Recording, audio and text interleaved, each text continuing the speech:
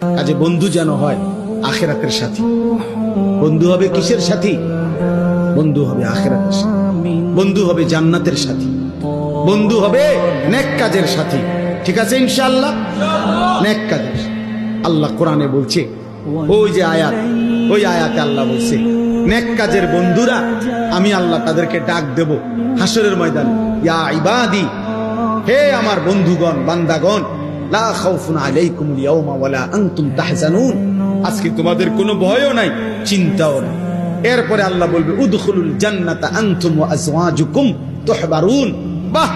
আল্লাহ বলবে তোমরা যারা নেক কাজের বন্ধু ছিলা, তোমরা বন্ধুরা একে অপরকে হাত ধরাধরি করে গলাগলি করে আমার জান্নাতে ঢোকো।